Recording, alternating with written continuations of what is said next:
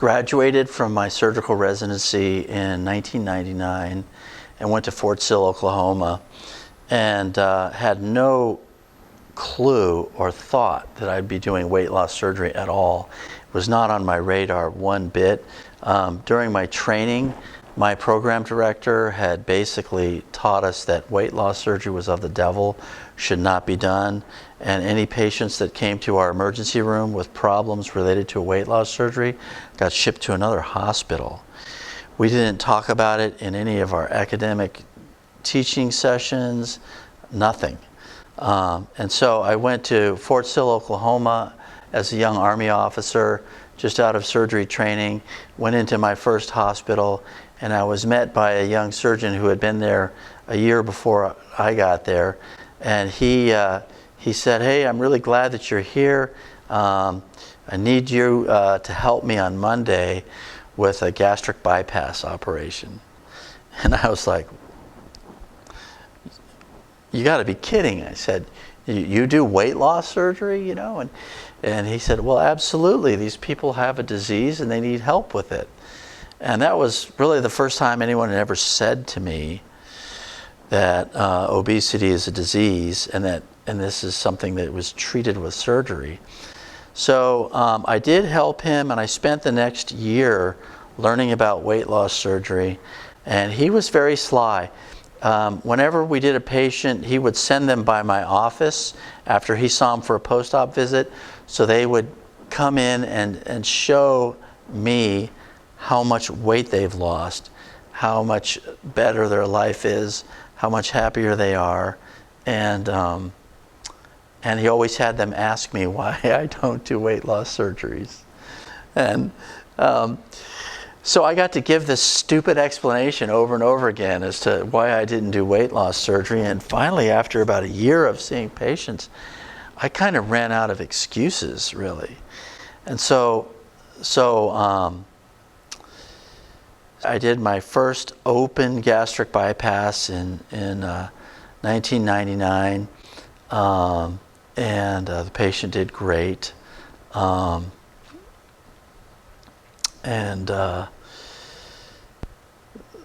a year or two later, I was in Walmart. I heard this screaming from the other side of the store, and this woman came, scared my kids, scared my kids like crazy. She came running up, hugging me, crying, happy about, you know, how her life had changed and everything. And so it's kind of like the patients just congregated around me, and I saw their lives getting better.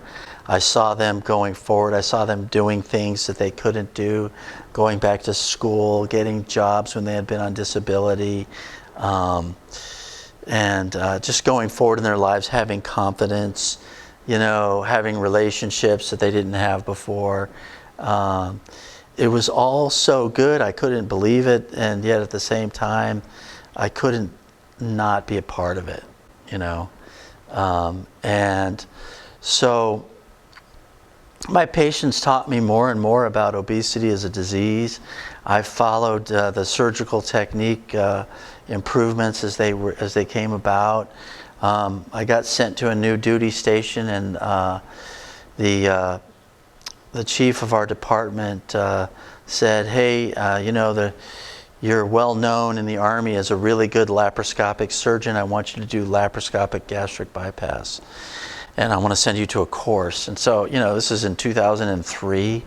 I went to a little weekend course on how to do gastric bypass and came back, and we just started doing them, and we were successful. And, you know, this is not something that would happen today. You know, people wouldn't just go to a small weekend course. Now they go to a whole year fellowship on how to do this. But back in that day, it wasn't crazy. And we started doing them, and we were doing them successfully. And I retired from the military, went to a civilian hospital in Georgia where I worked as a weight loss surgeon. Got several hundred more cases under my belt. Really started to get, you know, significant experience. And then my wife said that she wanted to move to the West Coast. And so we came out to California to a job interview, and she didn't like it. I had always promised her through 9 moves in the military that I would let her pick the last duty station, you know, when we got out. And we saw an ad in a surgery journal for a job in Maui. And so I applied for the job and came here. But I came here and told them that, you know, I'd like to come and take this job, but I only want to do it if I can start a weight loss program in Maui, because there wasn't one here. When I got here, and initially when I interviewed for the job, they said, yes, we want you to come, we want you to start a weight loss surgery program. So I came out here, and by the time I got here, their tune had changed.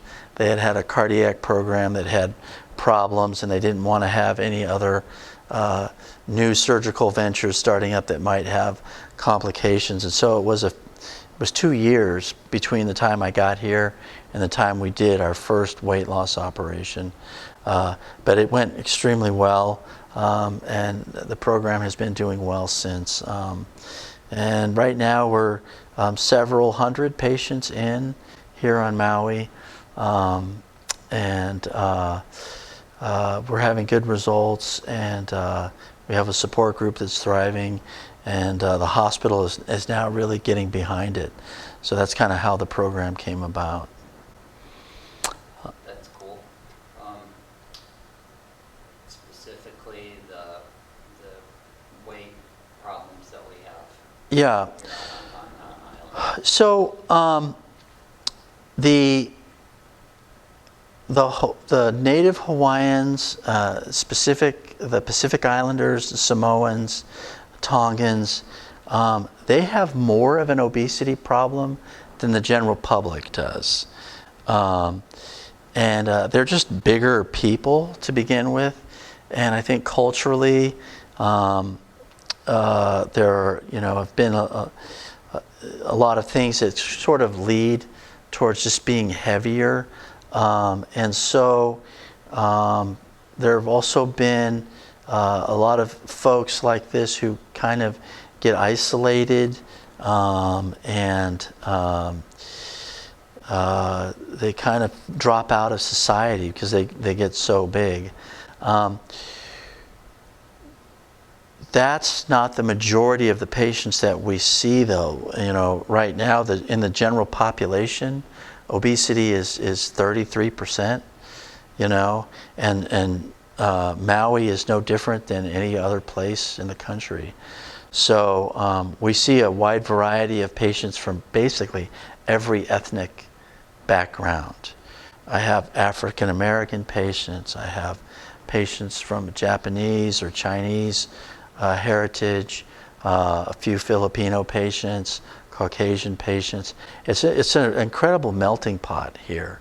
So yes, there is a problem in the Pacific Islander population, and we're definitely doing those patients.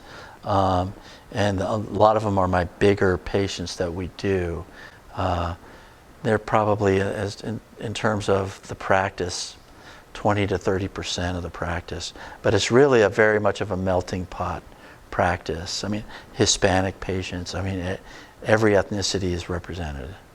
I'm always really thrilled when I have a patient that was really a big-time loner, isolated, you know, inside the house, no relationships, and they have a weight loss operation.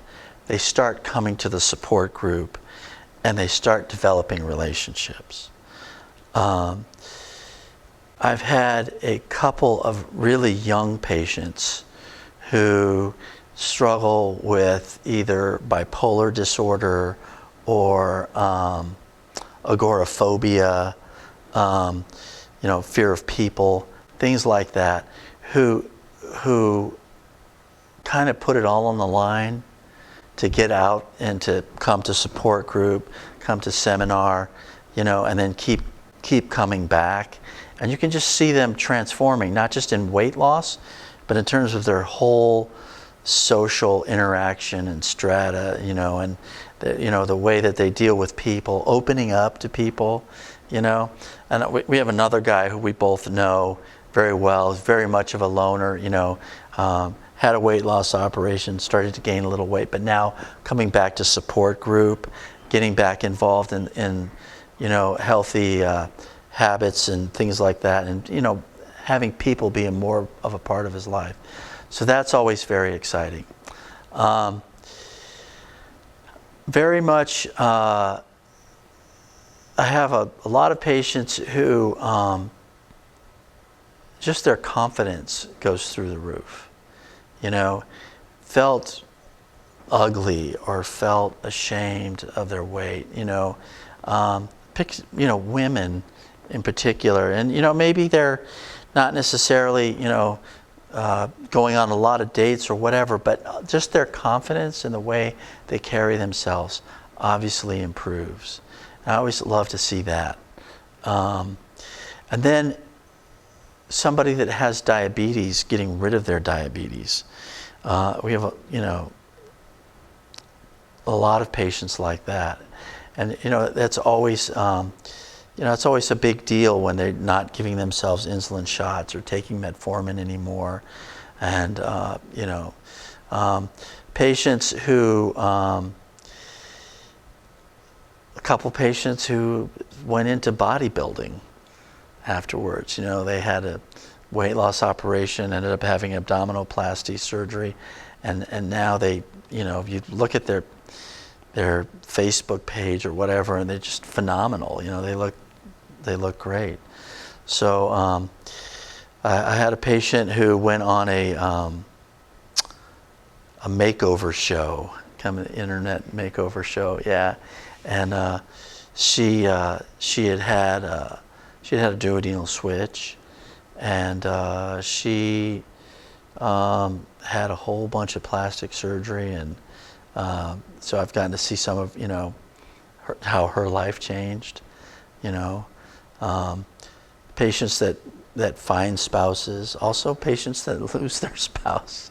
Some of the relationships, it's the last straw. When a spouse who was lacking confidence and poise has a surgery and now starts asserting themselves more, and people split and go in opposite directions, and sometimes that can be a good thing. So we've seen it all. We've seen everything, and it's all deeply satisfying for me, and enjoyable for me. Makes it fun to come to work, and to participate in